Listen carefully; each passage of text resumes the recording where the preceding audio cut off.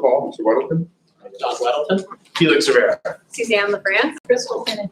Pete Peterson. Nick Falco. Janie Howard. Boris Dunbar. Anybody on the phone? Daniel Moore from Treasury. Oh, thank you, Dan. Mr. Moore, I think that Chris Constant is planning to call in as well. So we'll just go down the line here, if you don't mind. Hi, everyone. Portia Noble, Director of Community Engagement. Travis Brisk, CFO. Carl Roskevich, OMB. Amy Domboski, our school manager. Great. And we have a very full meeting, so we'll just jump right in. We're going to start with our report from the Budget Advisory Commission. And we have Ms. Brawley here.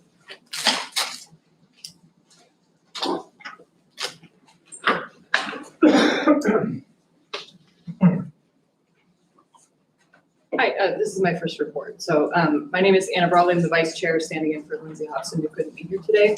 Our report is that the Budget Advisory Commission met twice on July 22nd and August 5th. We're back on our monthly schedule, and we're waiting, like you all, to engage in the budget discussion as we normally do in the fall, and just the preliminary sentiment from many of the members was expressing concern about the potential impacts of the proposed 5% cuts.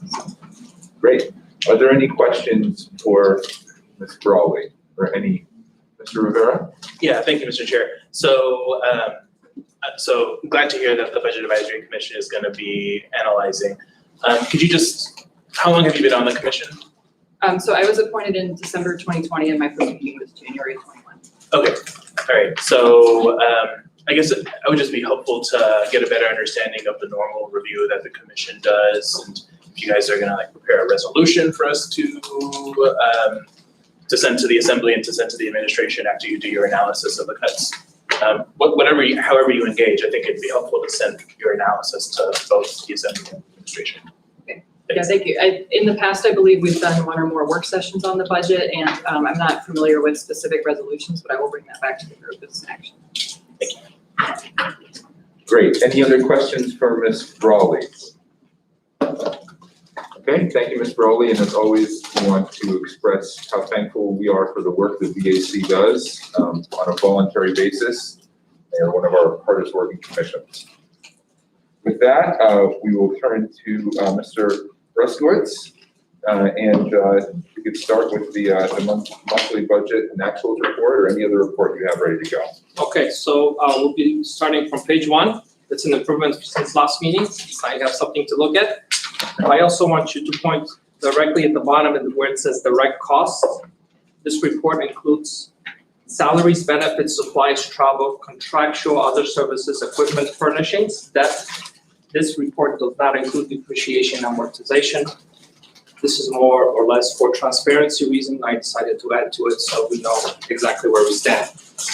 So the things that, so we're currently year-to-date 58.1%.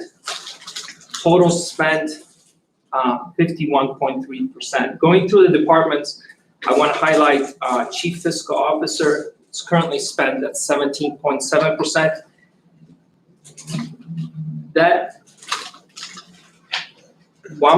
If you look to the right, there's $1.7 million. It's not included in that 17.7%, but it's committed and encumbered, but not spent, okay? So the next economic community development is at 80%, and that's due to majority of $18 million, which was in the supplemental that was spent due to COVID. Then if we go down all the way to real estate is on our watch list. And real estate in here, let me just remind myself.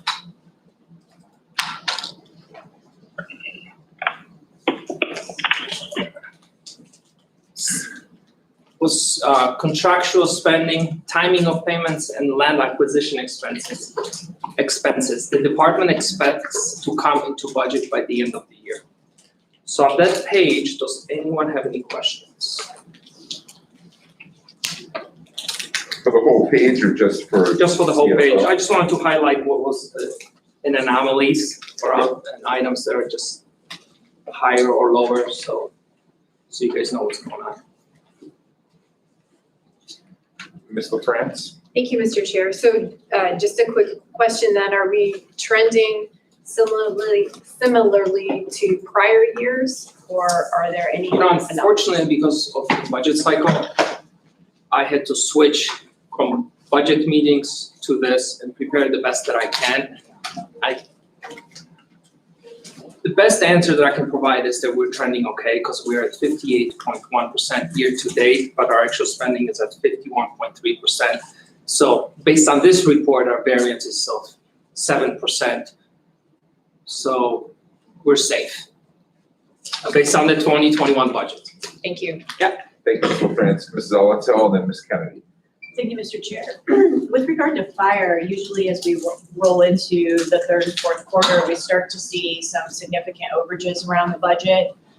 This appears to be pretty well on target, but have those concerns been raised with you, and are there any particular plans should that occur?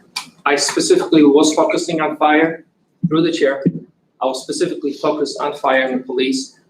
On another slides, I have better answers, which we can go more in depth into and address those issues Great. accordingly. Thank you. Is there any other questions to page one? We do have one more. I want to know for the record that Mr. Constant, are you online? I am. Okay, thank you. Join Mr. Constant. Ms. Kennedy? Thank you, Mr. Chair. I just kind of want to be clear in terms of really what constitutes the budget. We've had a lot of grant money, particularly CARES Act money, things like that, that have come into our revenue stream. Does that get reflected in here in any way, or are we still just talking about basically expenditures for taxpayer-generated funds? This includes 22 revised budget, so all the funds that were included in the quarter 2021 revised budget. So whatever that amount was included, that's what's in there. Okay, so just specifically then, every time we have approved acceptance of a grant, That it should be basically rolls included in into the that amount, budgetary yes. numbers. Okay, Yes. all right.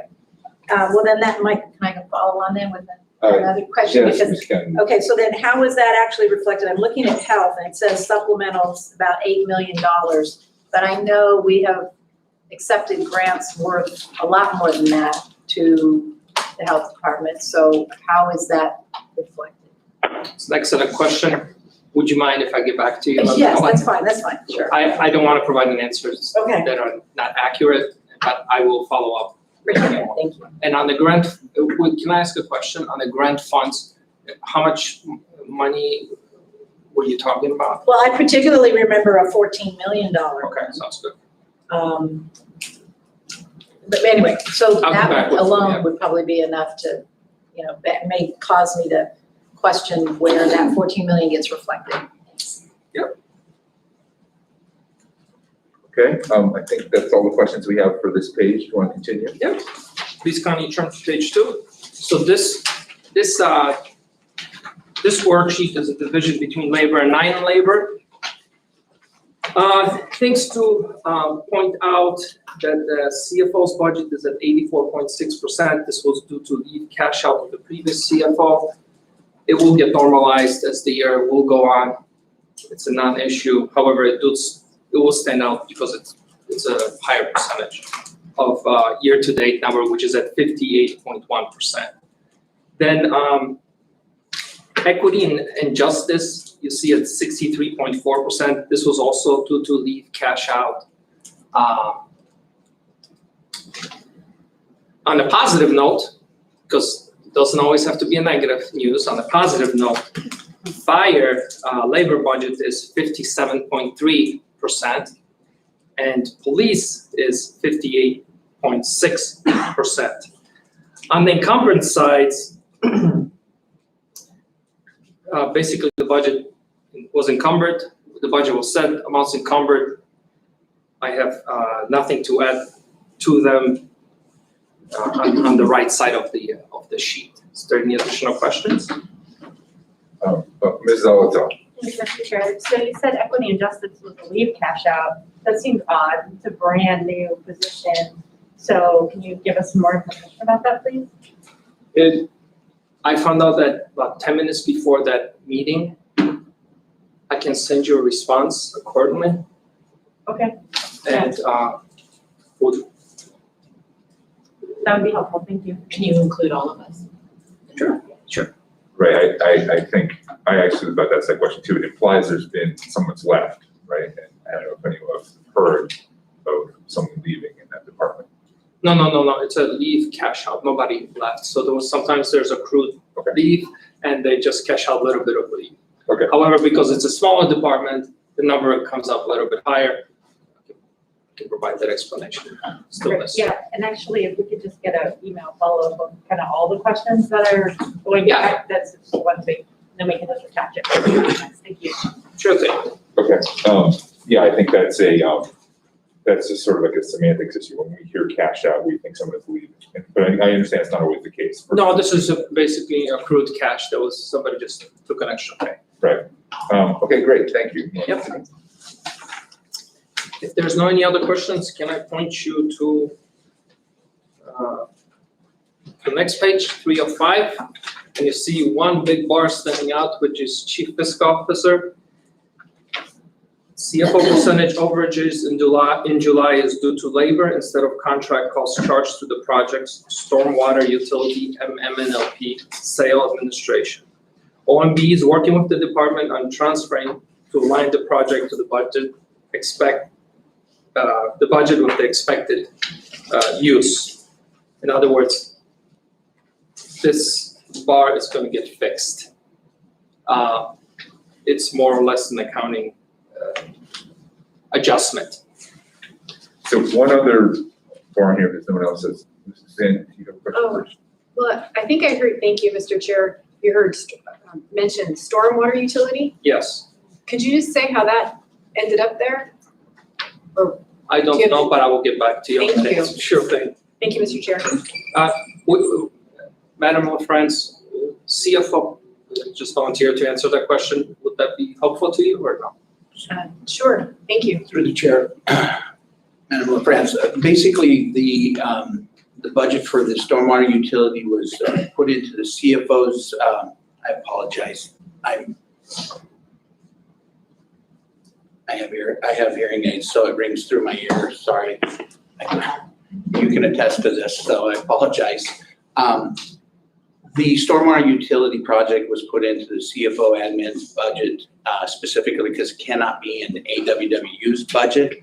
You cannot charge ratepayers for a study and so on and so forth of a potential utility project. Therefore, the decision was made in the previous administration to go ahead and load that into the CFO admin's budget.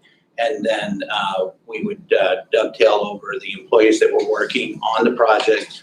Their time would actually come through this as well as payments for Sandtech study and so on and so forth. So that's why you see that anomaly up at this particular point in time, but that's why it's not at AWWU as well. Okay, thanks. And just quick follow-up, Mr. Chair. So just so I'm clear, there's no overrun with Stantec or anything like that. This is just an issue of it needing to be reported outside of AWU. So there are no overruns associated with the contract. Through the chair, correct, at this Okay. particular point in time. Okay, thank you. Thank you, Mr. Chair.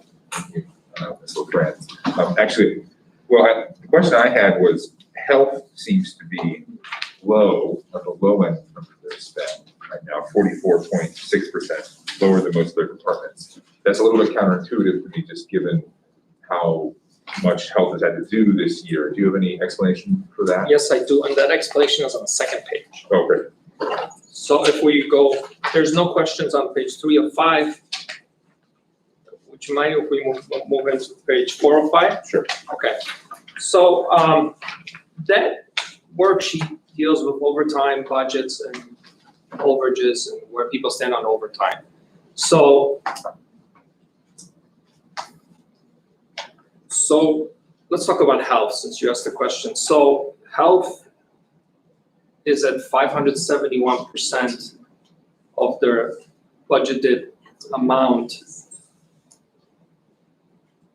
And that is due to extra load of work and administration of our part and care funds.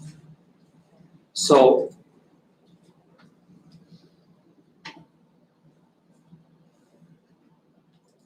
that's the answer that I can provide it to. I guess That's fine, yeah. it doesn't make, well, so maybe I'm reading this incorrectly then. So on the previous page, it showed that the actuals were actually lower on average. So what happens is you got labor, so you have overtime, the overtime runs into the labor, right? So, Okay. I see there's higher encumbrances, but the actuals are still low. yes. Mr. Welton? I guess a couple of things. So, I mean, what this is telling me is fire looks on the other pages like they're lined up pretty well, but they're 97% of their overtime. So we're gonna start seeing problems in the next 4 months. And I spoke with Chief Schragi about this specifically because I know that police and fire are important topics to the people of Anchorage and to all of us. And, you know, safety is always number one. And they will be working to align their line operations to the best that they can to control the budget. So we've seen that before, and that means rolling closures. Is that only? Would Ms. Dombowski take it, please? Through the chair, Mr. Weddleton, Chief Schragi and Chief McCoy are both actively managing their overtime budget. And right now, rolling closures are not on the table, but Chief Schragi has a number of things that he's working on with his management team to try to mitigate some of the sick leave, workman's comp. There's a variety of reasons people are out, but he's actively managing it. We've had numerous discussions on it, and he's confident he can come in close to budget. We may have some overages. It happens with the fire department. It seems like often, yearly, but we are actively managing. Chief Schragi is actively managing. Good. Yeah, go ahead. So in the police, and this reimbursed overtime, it's NA for not applicable, but we get federal grants for the click it or ticket and DUI and so on. Those can only be used for overtime and they're reimbursed. So anyway, where do we find those numbers? I don't have an answer for you, unfortunately. I wasn't prepared to answer that question because I wasn't aware of those events. So that's another learning opportunity for me to get to the bottom of that story, and I will do that accordingly. Mr. Rivera? Thank you, Mr. Chair. So I'm just curious, because I don't see sort of the year-to-year comparison, both for AFD and for APD. How does this compare to, let's just say, last fiscal year? I don't know the answer. I'm not trying to avoid the answers. So maybe it sounds like we should improve our Excel worksheets to show the previous year for more transparency. Certainly helpful. I mean, it just gives us a frame of reference. Mr. Bosky? Through the chair, Mr. Rivera, I have actually this week been working with Chief Schragi and Chief McCoy to do a year-to-year comparison of not only overtime budgets, but sick calls. So we can start trending to see if there are specific times in the year where we're seeing spikes and how both chiefs can mitigate those spikes.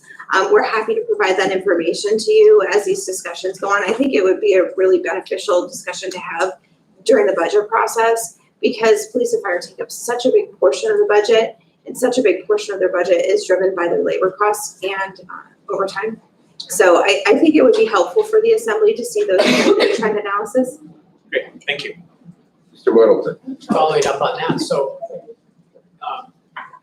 with COVID, you have people might have been exposed to it, so they have to quarantine, they get tested, and you lose them for a few days. And when I said my little business, how's that affecting the fire department? Through the chair, Mr. Weddleton, you're absolutely right. I mean, whether it's because people get hurt on the job and twist a knee, or whether it's because somebody is sick, whether it's with COVID or, have a rotator cuff injury. I mean, it's part of public service. It happens, and it definitely has had an impact on the overtime budget.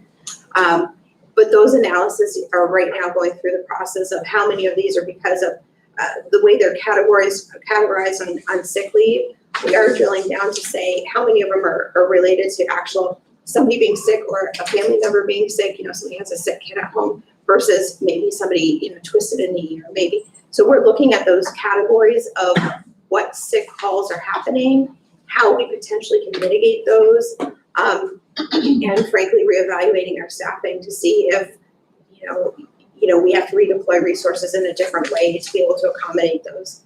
But those are certainly factors that would impact the overtime budget.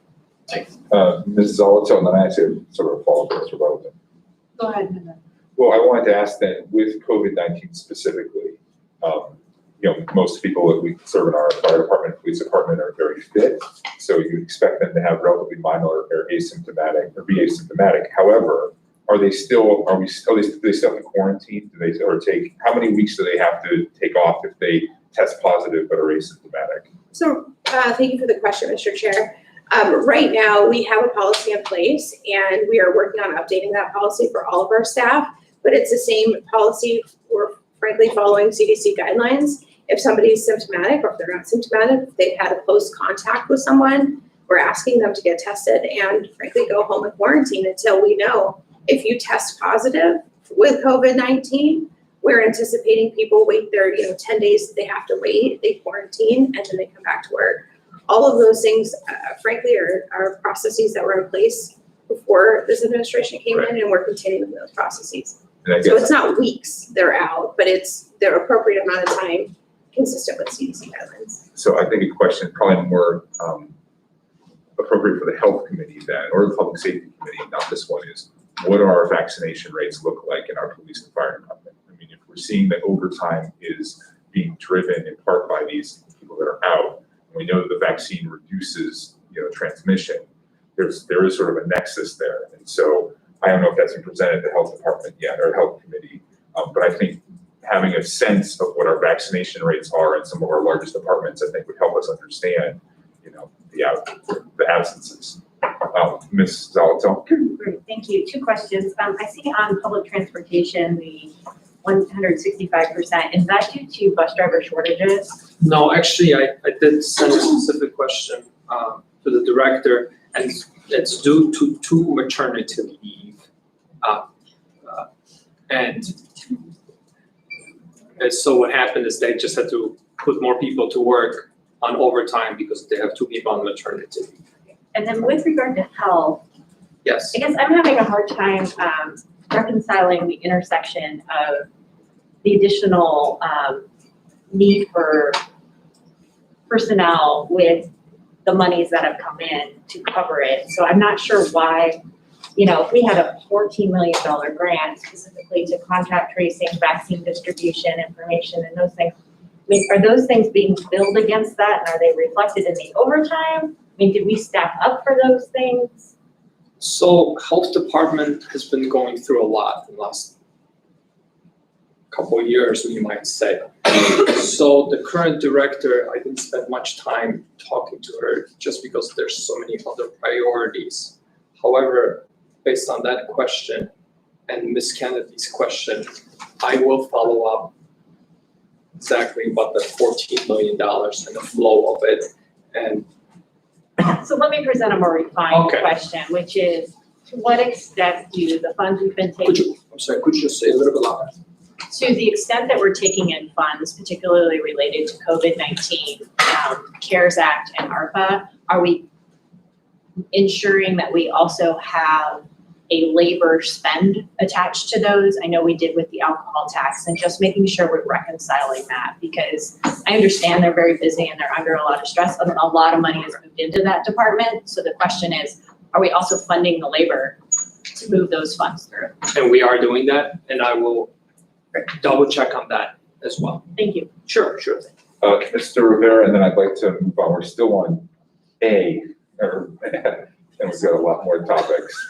I don't have anything, Mr. Chair. Oh, I'm sorry. Mr. France, you want to raise your hand? My apologies. Felix. Yeah, it's true. Mr. France. Thank you, Mr. Chair. Actually, I just wanted to follow up on Ms. Zolotel's question. And just here, I'm looking at page 4 or 5, and again, the health department % of budget spent. And where would we see like any labor costs or overtime costs that are reimbursed by FEMA. I understand that on the one hand, there's budget, there's actuals, and it may not necessarily reflect the reimbursement, or it may be located elsewhere. To best of my knowledge, FEMA reimbursement is delayed. Right. Those timing differences. I think it will take more in-depth analysis by the actual department themselves. So I think we all will be best served if I just contact the acting director and give a solid answer for the assembly, and then someone will get back to you, basically. Thank you, and thank you, Mr. Chair. I just want to say thank you for taking down the questions and for your efforts, to give us the detailed information. Very much appreciated. Thank you. Thank you, Mr. France. You want to go on to your last page? Yeah, last page is very easy. One thing that just stood out for me was public transportation. You have 5,000 coming in, 5,000 going out. And I asked the public transportation director what's happening in there, just for the transparency. It's at the bottom of the page. Basically, this is once every 3-year conference that the director's going. And that's about it. I didn't find any anomalies or something that I was concerned about on my end from the budget perspective. So from my end, there's no issues. Okay, great. All right, so that finishes 3BA. We'll move on to 3BB, the status of 2022 budget process, including any proposed reduction. Sure. So overall, first and foremost, what I have to say is that most importantly, the mayor truly cares about the employees of Anchorage, municipality of Anchorage. We sat through many meetings. The mayor listened very intensely. And I would put an analogy to it. When you fly into Anchorage and you have a lot of crosswinds and you get a lot of turbulence flying into Ted Stevens, he was listening with the precision of the pilot, and that we're gonna land the plane. And I really appreciated that, seeing that in the mayor. So that's on the budget process. It's going well. It's a learning opportunity for all of us. We're in first year. There's many intricacies within each department, many challenges that needs to be identified, and many achievements that need to be identified. So on that topic, I have nothing further to add. Any questions? The 2022 budget, Ms. LaFrance. And this may have been covered in a prior meeting, and I apologize, I believe I missed last month's. The proposed reductions for the department, is that tied to the 25% property tax reduction? Or I guess I'm not clear on what the cuts are going to fund for the driver. Through the chair, thank you for the question. These are not agenda items that the administration has to put on the agenda. At this point, we are not proposing, or if we decide to evaluate some sort of property tax adjustment, we will bring that forward at that time, but these are not agenda items from the administration. And I guess I should clarify this. So during the campaign, Mayor Bronson said there were 5 to 8% cut across the board, and he provided 25% property tax cut to businesses that experienced the effects of COVID.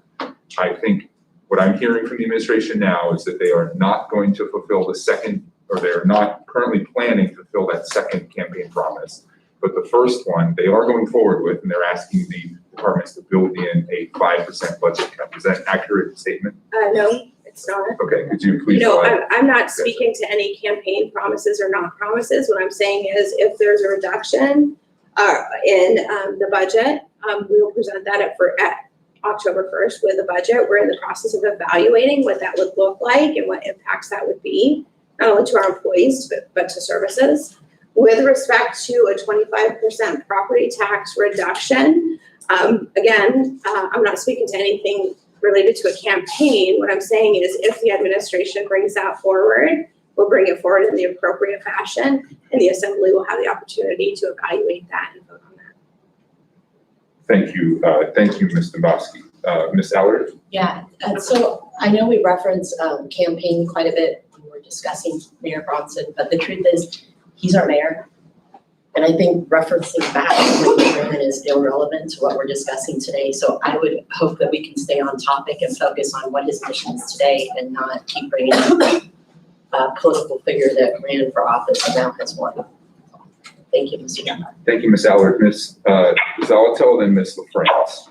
Yes, so one of the holdover comments from the introduction of, or questions from the introduction of the 5% cut was whether or not that cut would be in relation to actual revenue. So if there were revenue increases, so are we looking at potential cuts related to the 2021 budget as it was, after first quarter? Or are we looking at it assuming, any revenue increases and then a 5% cut? I hope that's clear. I think everything is on the table at this point. I wish I could provide a more detailed answer. We still have meetings that are left. A budget is a very finite numbers on the revenue and on the expense side and controlling the budget itself. So I don't have an answer for you because we are still too early in the process of getting all the parts together. And then, ultimately the mayor has the last word and he will speak on that at the appropriate time. I do a really quick follow-up. Yes, and then Ms. One LaFrance, and thing then Ms. Allard. I particularly want to know about, and this is just to put it on your radar as you're looking at it, is to what extent we might lose or not be able to leverage other funding sources with regard to a 5% cut. So if there have been federal grants or other grants that if cuts are made, we would lose those funds. I would really like those highlighted. Thank you. Got it, thank you. Thank you. Ms. Allard. Thank you. I'm not trying to circumvent Mr. Roskovich. I know I read it there. But I would like to know if it's possible that when we do have our work sessions that we're a little bit more prepared with the answers that we're looking for. I know the administration's new, but I just want to be able to get those answered in work sessions, and I know some won't be. And I don't know if it's okay if Ms. Dabowski, if you know any of those answers, maybe you could perhaps chime in too.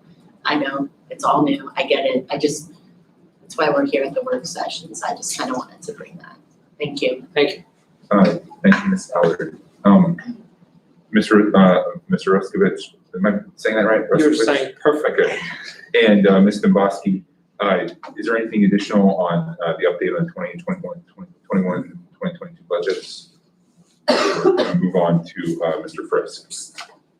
Oh, I'm sorry, Mr. Wellman. Mr. Wellman. Just back to this property tax reduction. So we had that ordinance that gave up to $5,000. And I saw the notices in my bill, which was really good. Have you gotten a response or how's that rolling now? I can speak on that, but it's a part of my ARPA presentation. Oh, if you would be willing to. Sure. Okay, thank you. Okay. Thank you. And for the record, that was Ms. Noble. Okay, let's move on to Mr. Frisk. Oh, you even got it. I didn't even see this phonetic spelling. Thank you, Mr. Roskovich.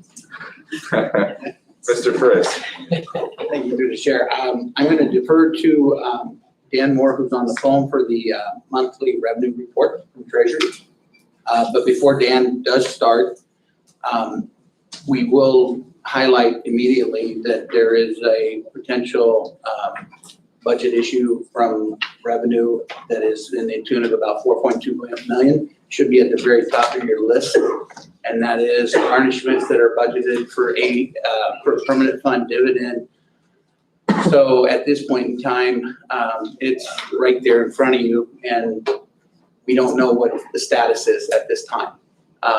We can tell you that we budgeted 4.2 based off of $1,000 PFD and historical payments. So until we know final numbers, that's going to be an unknown at this time. And again, state legislature, who knows if they're going to actually pass one. So we'll go from there. Dan, go ahead and take it over. Okay, this is Dan Moore, I'm the municipal treasurer. Can you guys hear me okay? Yes. Okay, good. All right, so I'll go ahead and start. There's a matrix, it's a handout, it's 5 pages. I'm not going to cover everything in detail, but I'll go through the highlights. Just a couple early comments before I forget. I just want to make the committee aware that Treasury did give a briefing to the Budget Advisory Commission at their August 5th meeting. So we gave them a summary of all these different revenues and took various questions that they had. At that same meeting, Jack Adamus, who's the municipal assessor, was also there to talk about property appraisal and the assessment process. So I just want to let you know we are in good coordination with the Budget Advisory Commission. Also, I heard a question earlier about future revenues. Treasury is asked by OMB every year to provide some input on future revenues. I believe it's in municipal code, there's a requirement that at the end of August, the administration has to provide preliminary revenue estimates for 2022. So that's not very far off. That's a couple weeks away. So I think you'll get some information through that submittal by the administration, and that's due at the end of August.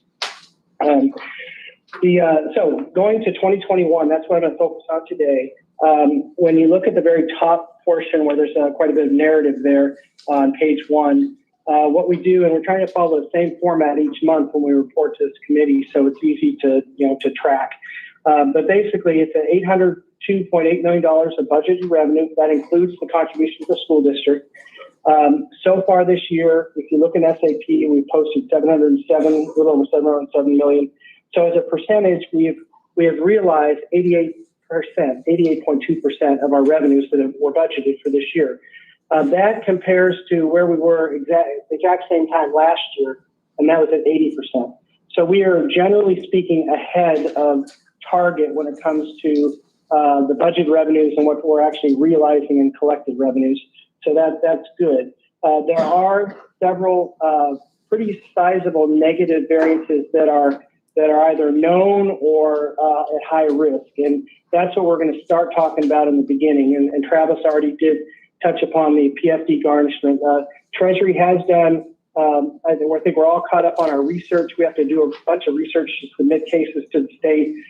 So we've been submitting our files for garnishment or request files to the state, but it really is a question about whether or not there's going to be whatever amount of PFD there is for this year. And then, our file is ready to be matched. We just need the money to be authorized by the state. So that could be a $4.2 million negative variance if the worst case scenario of a $0 dividend were to happen. We just want to make sure you're aware that is the maximum exposure there. The next 2 items on page 1 sort of tied to the ML&P sale. So when ML&P went away, the MUSA payment that they used to make as a regulated utility also went away. However, and you'll see the budget decreased from 27 million down to 20 million. So the remaining utilities and enterprises have already paid their MUSA for this year. So we're 99% realized, and we're very, very close to budget. That's good. If you go to the very next line, you'll see that what they call private PILT. PILT is payment in lieu of tax. That is basically contractual type payments that are made to the city. One of the bigger ones is Aurora-based housing. And then the new one that came in was a PILT payment coming from Chugach Electric, and that's quite sizable. It was over $10 million. They have made that payment, and we are actually, in terms of what was budgeted, we're at 105% of what was budgeted. So there'll be a positive variance of at least $600,000 for that particular account. If we go to the next page, this is page 2, top page 2, there's 2 types of property tax. There's real property and there's personal property. And for real property, we've already done the main billing. So basically any additional money that comes in for the rest of the year will be payments made on delinquent balances. So when we do our analysis, we look at both the amount billed, we look at the potential for collecting on delinquent balances, and we look at any type of penalty and interest related to property taxes. If you pull all that together, we expect to be very, very close to the budgeted amount for real property, within, say, $500,000 plus or minus. So it should be very, very close. For personal property, which is the very next one, that's one where we actually have information because we build the bulk of the personal property. Personal property, there's a small portion that's mobile homes. Mobile homes will go away next year. That was what the Assembly authorized about a year ago. That's personal use mobile homes. The remaining personal property is businesses. And so in this case, what happened is the property appraisal group did their best to try to estimate the taxable value for 2021. And that is a very, very tough thing to try to estimate. And you throw COVID on top of that and all the turmoil it caused with businesses. And basically the estimate they had, which was then used to determine mill rates for 2021, that estimate was off. And our estimate of the effect of that is it'll probably be at least a $2.5 million shortfall for personal property. Every year, personal property can vary quite a bit. We try not to, we try to avoid being a negative variance, but it was a very, very tough year to try to estimate, and that's pretty much where it stands, knowing that we've already billed and collected 88% of the money.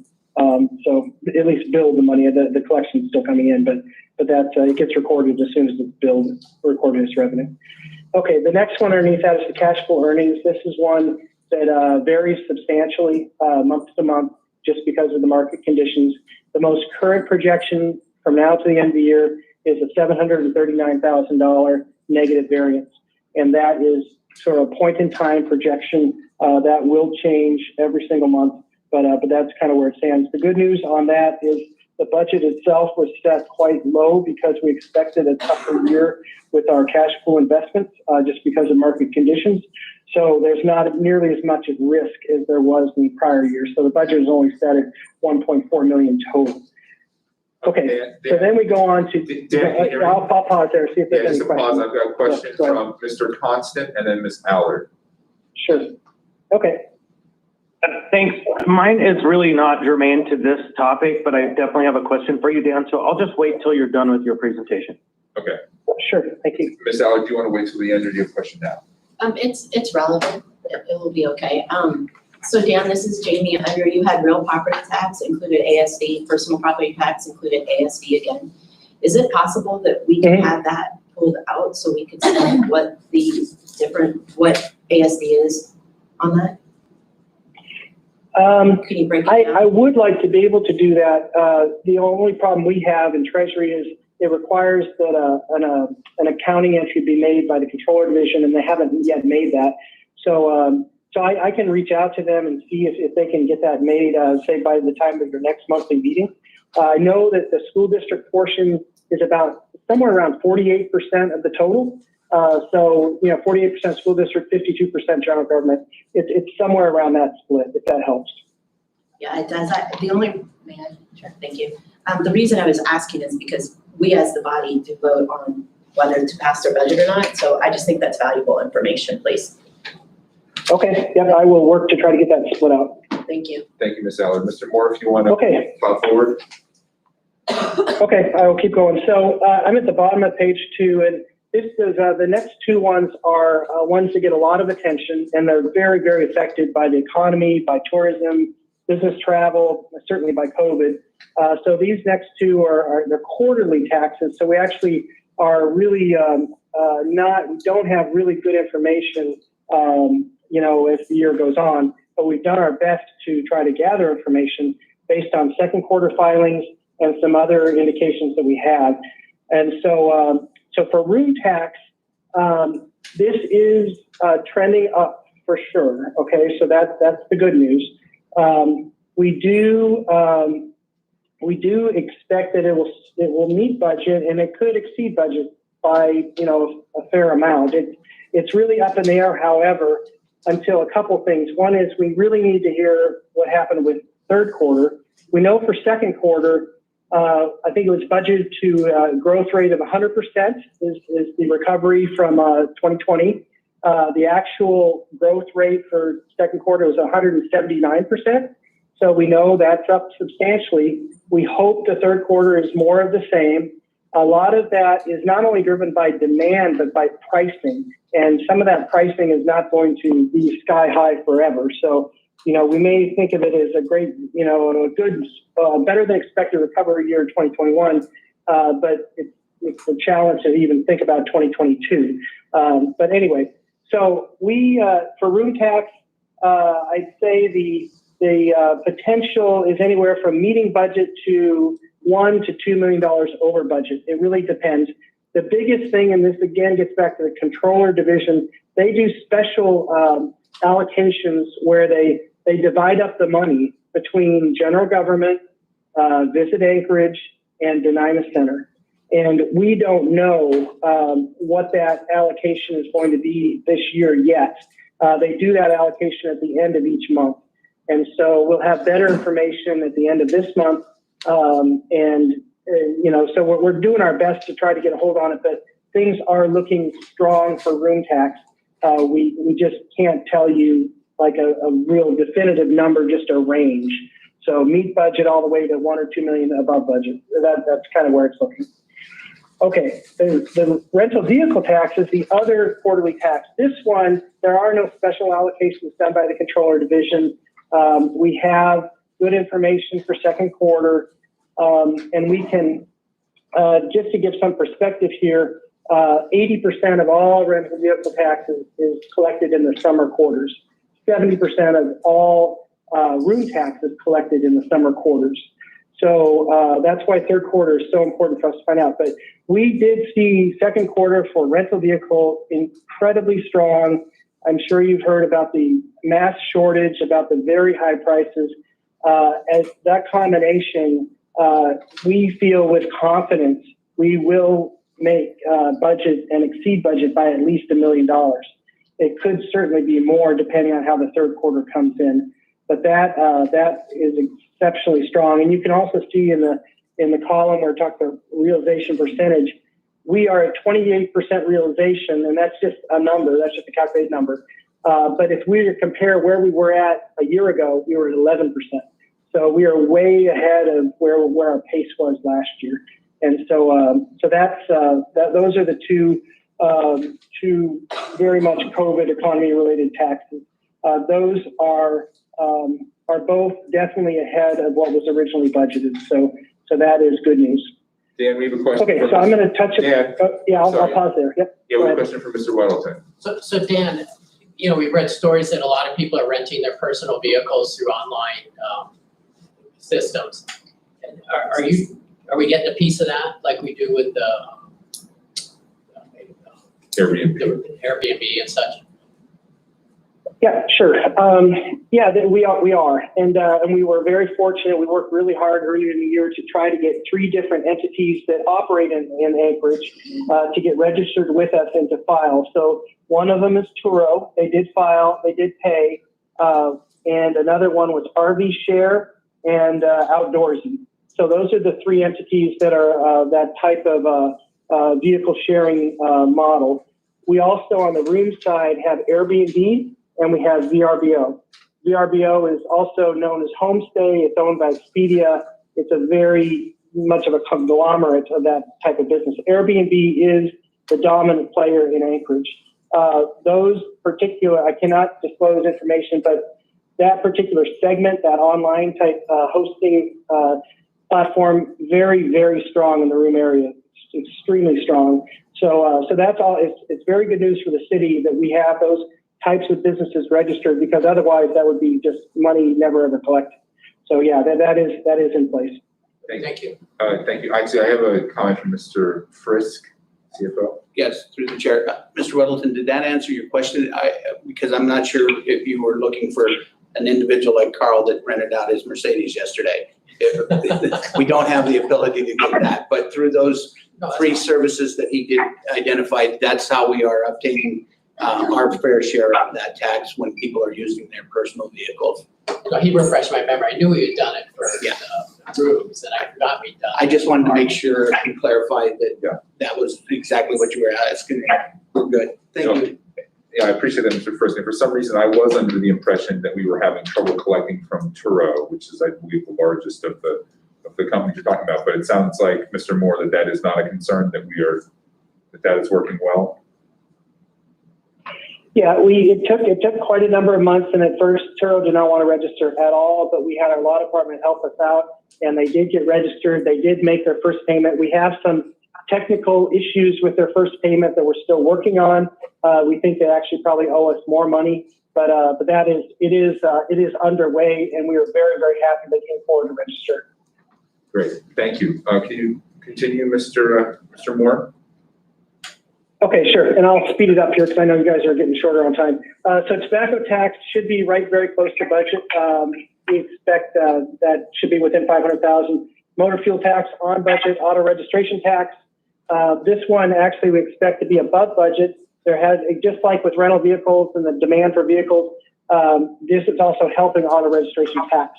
So new and used vehicles basically replace really old model vehicles with newer model, which means the registration tax generates more. Marijuana tax is still strong and it's still growing. So we're assuming about $300,000 an increase there. Aircraft tax is very small. We talked about that at the last meeting. And then the remainder of these items on the list are fairly small, or they were not really much has changed since last month. So no need to rehash unless there's questions. The very last one on the list, it's on the last page, is on alcohol tax. Alcohol tax is not part of the normal general government operating budget. It's its own separate fund. It's a dedicated fund. So we look at this every month.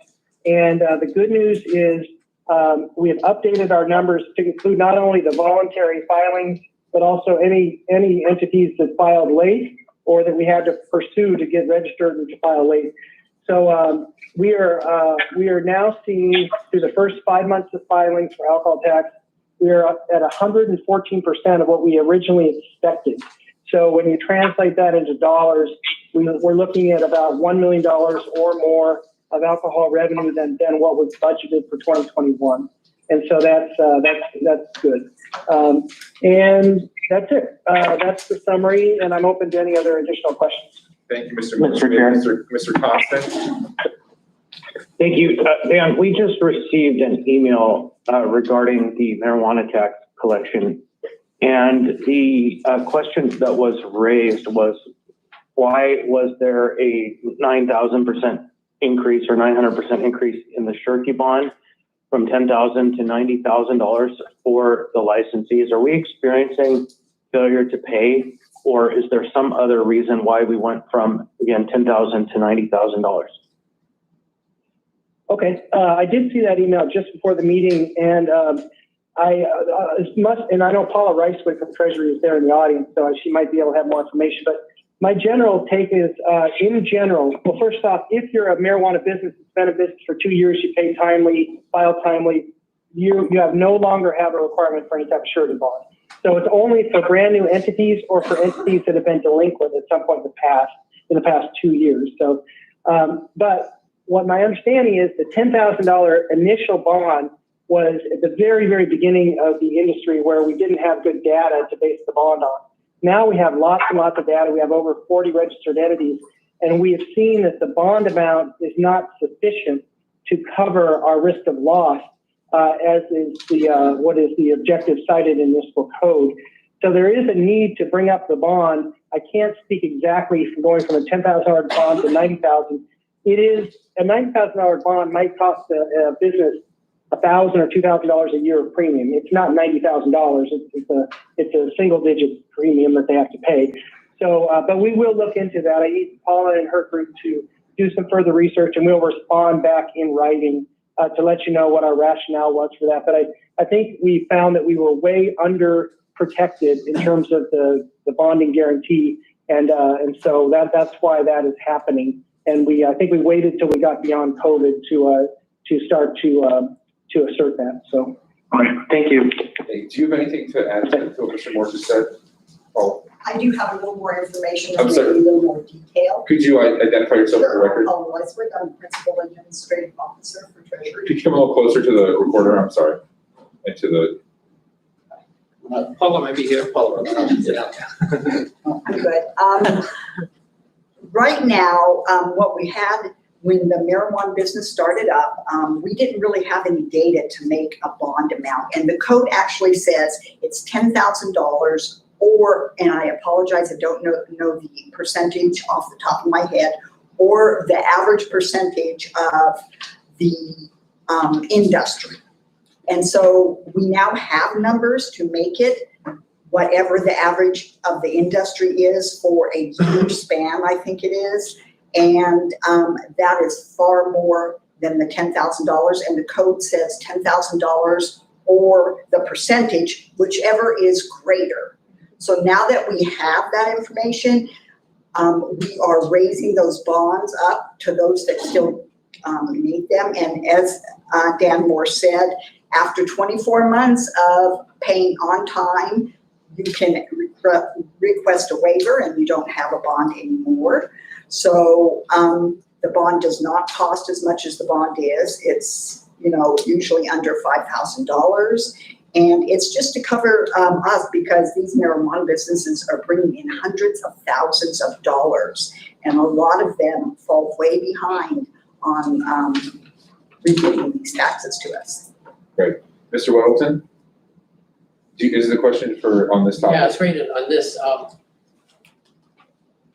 I'm wondering, because it sounds legitimate, but it would be fair to let the industry know why that big jump happened. We did actually send out letters several months ago to all the industry that, hey, as your bond expired, and we weren't going to just do it across the board, we decided to do it as everyone's bond expired. As your bond expired, following code, it was probably going to raise because we had used the addition. So we did send out a letter to the industry and let them know. Did you explain the math you just explained to us about? I believe we did. Okay, good. Thank you, Thank you, Mr. Weddleton. So I guess I would move to extend by, Snow, how long do you think your presentation will take? Only 3 minutes, and then maybe an extra 2 minutes just to converse with you guys. Let's make it 10 minutes to be safe, and if we end early, it's fine. So I'd ask for a motion to extend by 10 minutes. So okay, if there's no opposition, we'll extend to 1:10. Are there any final questions for Mr. Moore? Ms. Kennedy? I have one in regard to the payment process of taxes, so that'd be a good time now. No, that's fine. I'm sorry, we had talked about this earlier, so yeah. No, that's okay. Mr. Moore, my question is, can you kind of refresh my memory in terms of the process for a taxpayer in terms of how they pay their taxes? There are deadlines that are given. I believe there are 2 deadlines. Anyway, can you kind of refresh my memory on that? And then tell me more about what happens if somebody is delinquent or past due. At what point do fines and fees begin to accrue? Okay, sure. So I'll just speak to real property. The personal property is similar, but for real property, the due dates are for this year are June 15th and August 15th. There's also a 7-day grace period, and that's authorized in municipal code. So if a taxpayer comes in, say, by June 22nd, and we receive their payment, so that's 7 days after the due date, it'll be considered timely. Even if they postmarked it with a U.S. postmark on the 22nd of June, we will consider it timely and we'll honor the postmark. So that is the ultimate, you have to draw a line somewhere where it's either on time or it's late. That is where the line is drawn. And the same thing for August 15th, it'd be August 15th plus the 7-day grace period. So once the taxpayer is late, once they've crossed that line, we have to, and this is an equal protection constitutional type of thing, we have to be fair and standard in our approach with all taxpayers. And so once they are late, they are subject to a 10% late payment penalty on the principal balance owed, and interest will start to accrue, and I think it's the prime rate plus 2%, so it's probably like 5.25%, something like that. It'll start to accrue on a monthly basis until the balance is fully paid. And so the penalty itself, the 10% penalty is a one-time penalty. It hits, it's like on the very day after the grace period. The interest gets applied at the end of each month until it's fully paid. For real property, the city, by the following January, will do a preliminary foreclosure list, give one last chance to pay, then it goes to publication, and then the person again, and lien holders also are notified, they have a chance to pay off the balance. Ultimately, deed to the property is not taken for, I think it's almost up to 1.5 years to 2 years. It's a very, very long process. By the time the city might take deed, usually we have about 50, that's 50 properties on average that have not fully paid their taxes by the time that happens. So that's the process. One other quick thing is, if a person is delinquent and they come in to pay, and let's say they owed $5,000, or let's just say $2,000 for the property, and for first half, and they paid, and they owed a penalty of $200, so that's $2,200, plus say, I don't know, $10 in interest, right? So if they came in and they owed $2,110 for principal, penalty, and interest, and they only paid $2,000, they said, I'm only paying for principal. The municipal code requires that we apply their $2,000 payment first to any cost, then to penalty, then to interest, and finally the last piece goes to principal. So whatever we go forward with on a foreclosure notice in January is going to be any type of outstanding principal balance. I believe it's, I want to say over $50. It's either 20 or 50, somewhere in that range. So that's kind of the big picture view of how we handle delinquent accounts and how payments are applied. Great, thank you. I appreciate that in terms of how it's applied. Can I ask you the difference between, why two different tax dates though? Why a June and an August date? What's the difference? They get one tax bill notice, so there's one official notice for the year, and that's required by state law. That's the one that gets mailed out on May 15th. We give two half payments as basically more time for them to pay. So I think it's effectively a 3-month period for them to pay their real property taxes, and that's just the long-standing practices that we've spread it out to make it a little bit more manageable from a cash flow standpoint for the taxpayer. So if you pay half by June 15, you're not actually delinquent for the other half until after August 5th, or the August date.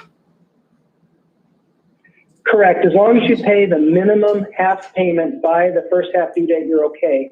If you were to come in the day after the grace period, like say on June 23rd, and say, well, here's my full year's payment, unfortunately, you're going to be late for the first half payment because you didn't make any payment for first half. So people sometimes think, well, gosh, I paid you early for second half and a day late for first half, but the way the rules are written, we have to apply the penalty because there was not sufficient payment made for first half. Okay, thank you. Thank you, Ms. Kennedy. Mr. First, something to add? Through the chair, just, Madam Kennedy, just a caveat on him. It's always been my understanding that the reason you have a June and an August is because of the cyclical business flow and work environment in Anchorage and in Alaska. So you get the majority of your workers, construction specifically, that are working. Now, this is old. This is real old going back. But that was my understanding is the reason they had the June and August timeframe is that's when the majority of your fishermen are fishing, your construction workers are working, and when it comes time in December and January, they probably don't have the resources to pay you at that time. So everything was kind of centralized into the summer months when the majority of people are working at that time. That's my understanding. That also goes back a long way of why it was there. Thank you, Ms. Kennedy. Okay, we have a little bit of time left over. Thank you, Mr. Moore. We have a little bit of time over for Ms. Noble's presentation. Could someone turn off the lights for the front here and we can get her PowerPoint going?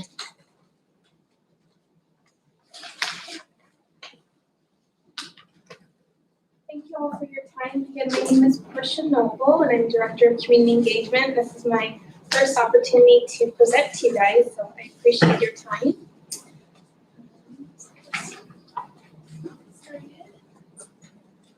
So the first thing I wanted to discuss with you guys is just the progress that we have. So we have moved forward with the applications process. We have 39 now. In terms of in progress, that we have 11. And then grant draft agreements in managing departments are 15. So, for example, health department has a few, facilities has a few. We've got the fire department that has a few. So there's other, and they like to do those unilaterally. And that was just the kind of progress.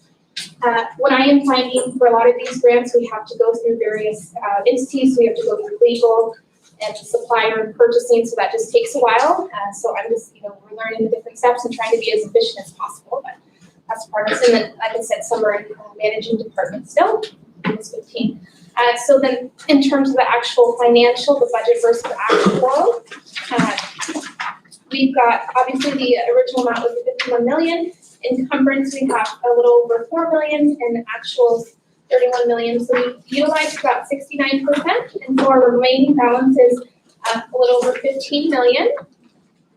And then, before I go there, there is one that I wanted to, and you please, Chairman, explain to me the protocol, but I do have an email from Mr. Davidge, the chair of the Midtown Community Council, and he is not wanting to accept the $100,000 that was allocated for the Midtown improvements. And I have that, I can pass copies of that for you guys, or were you already briefed on that? We can certainly let everyone know that, but it's the intention of Mr. Rivera and I to bring a reappropriation item for those funds for the Midtown Improvement District. I don't think we need that right now. Okay. Perhaps you can send it to us digitally later. Okay, sounds great. And so outside of the $100,000 that they were revoking, there is $168,000 that are left as the remaining balance. And then I just wanted to go off of to Mr. Weddleton's asking about the grant program for the business relief. So in my role as community engagement, I've been doing my best to get this out. We put a little flyer together with a QR code. I've been at the Black Business Expo in different venues to promote this and talk to a lot of small business owners in areas where I think they would most utilize this relief. So people are more than welcome to go and fill out the application, and it just kind of prompts with these 3 questions. So we've been doing as much as we can. For this one, we do have till September 30th. So I would defer to our CFO or Treasury if you guys had questions specifically about with the ARPA grants or the 500 grant, how that's being depleted over time. I don't necessarily have. So I think I have a motion to extend by another 5 minutes. So moved. Okay, there's no opposition. We've got a few people in the queue. We've got Ms. Zolotil, then Ms. LaFrance, and then Mr. Weddleton. So I have 2 questions. One Yes, is ma'am. maybe more of a request. With regard to the ARPA funds, is it possible to get a spreadsheet that indicates every appropriation we made of those funds, the grantee or entity designated, the department administering that grant process, the status of it, and the date the money leaves the municipality to the entity, so that we can kind of have a rolling snapshot of where all of those things are, because there were a lot of grantees involved, and it'd be great to get the overall picture. The other was, Do you mind if I respond to that? So through the chair, Ms. Alatel, my understanding was I thought tomorrow we were planning on having an hour-long work session, and I was actually going to provide you with that exact spreadsheet. Right. But I've seen that I think we're now pushing it back another week. Is that what it looks like? Thanks. I was actually in the queue to speak to the same point. Yes, it has been pushed to August 27th. Okay, so I have all of that information for you. The only last part that I don't have, so I'll have to work with, I guess, the controller, is the date that it actually leaves. So I'll just figure out if that's accounting or if I go through purchasing. But otherwise, all those other categories are in that spreadsheet. okay, and the reason for the ask is, it seems that certain departments, when they administer the grants for these funds, take an exceptional amount of time, and a lot of these funds are meant to get out the door quite quickly. And so I want us to be able to go back and audit's too strong of a word, but at least evaluate those processes when we do have something like relief funds, to ensure that we're not being overly onerous because this one got put in this department versus that department. You know, I want it to be quite equitable as they get pushed out. So that was, and then my second question was with regard to the business relief grant program. It's probably a question for Treasury, because business personal property taxes are filed online. Do we have like an email distribution list we could push this information out to those who previously filed? Dan, are you still on the line? I'm here. I will check on that. I think there may be some potential there. Yes, I'll check on. Thank you. Thank you, Ms. Zolotil. Ms. LaFrance, do you have anything else? Thank you, Mr. Chair. I would just reiterate Ms. Elatel's request. Thank you for the preliminary information, and that some of us would like to see CARES Act, ARPA funds, and the current status, as Ms. Zolotil said, next steps. And if you've got that already drafted, you might consider sharing it with us now, because there may be further requests for details, and just to make sure that we can be as productive as possible when we do meet next week. But otherwise, thank you. Yes, ma'am. Thank you. We have Mr. Weddleton and Mr. Constant. Yes, Mr. First. Through the chair, to Madam LaFrance, on the CARES grant money, the 156 million that we received in 2020, is that what you're requesting information on? Through the chair, that information I know already exists, and in fact, you may want to review some of the templates that the previous administration used just in presenting the information. So I have that in front of me right now, if you'd like me to present it, or do you want me to? No, I don't need it presented, but it might be helpful just to include the, full CARES Act, ARPA, just because there at times has been confusion, is this out of this bucket, is that out of, that one? And just to have all that information available to members, I think might be helpful. I'll provide CARES Act information on Portia, so we can combine the two and present them on the 27th, I believe, is what you said. Wonderful. Mr. Welton and Mr. Constant. Yeah, I guess just following on that line, thanks. And it's good to have more details. So this shows us getting the money to the grantee, but if their job is to get it to rental assistance or whatever it would be, do you have any way of knowing if they've gotten it out to the hoped for recipient? Yeah, so through the chair, the only correspondence that I specifically have is with Cook Inlet Lending. And I'm happy because they have a really awesome system of reporting. So I'm happy to provide those details. They've been extremely helpful with that. So just more knowledge, we have been proposed with an August 31st deadline of an interim report, which is going to be really extensive, that is due to the Department of Treasury. So me and others are working together because I'm a little new to this project, so we're doing our best. But I'm sure that part will be helpful to you as well. We can definitely share that report. So we see something in September then? Okay, yeah, that's great. Yes, sir. Mr. Constant and Mr. Rivera. Thank you. The rescheduling of the work session to I think it's the 23rd, did that time get approved by Amy upstairs? Because she mentioned to me she had a time conflict, and I don't know if that was for this Friday or next Friday. Portia? I'm going to ask Jennifer. Yes, thank you. Through the chair, Ms. Kowalski has responded that the 27th will work for her and her staff.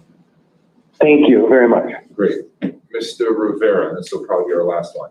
Yeah, thank you, Mr. Chair. I guess just going off of what Mr. Weddleton asked, I think there's going to be a variety of the different programs that we approved with the ARPA funds that we're going to be really interested in knowing the outcomes of that, not just simply that money got from point A to point B, because I think a lot of us have a responsibility to report to our constituents what the money was used for and how it was helpful to our community. So I think the more that we can hear from the folks who received the money, and I'm not saying this is something you need to do, but the folks who got the money, they should be the ones to do reports and just let us know, the community know how the money was actually helpful.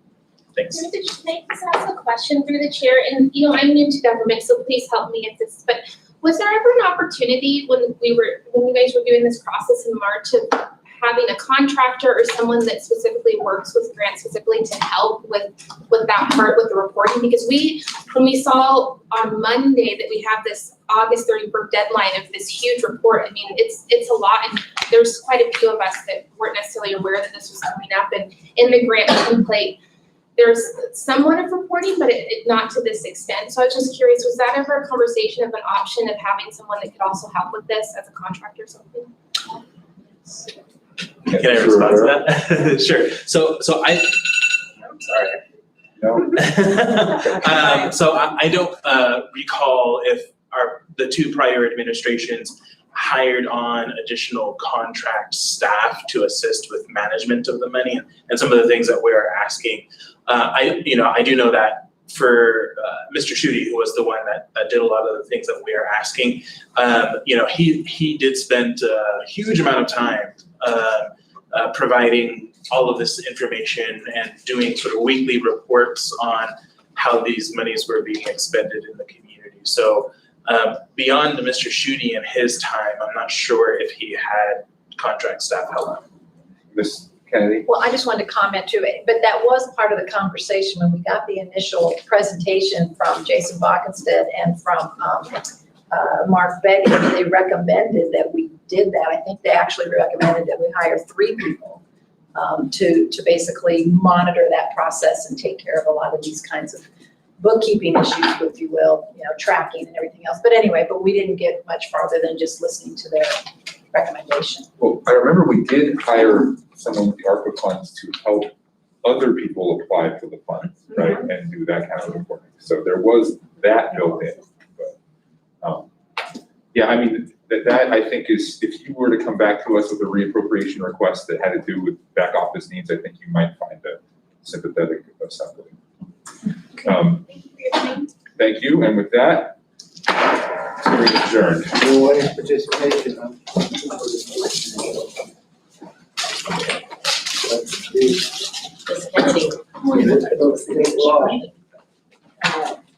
You're supposed to meet with four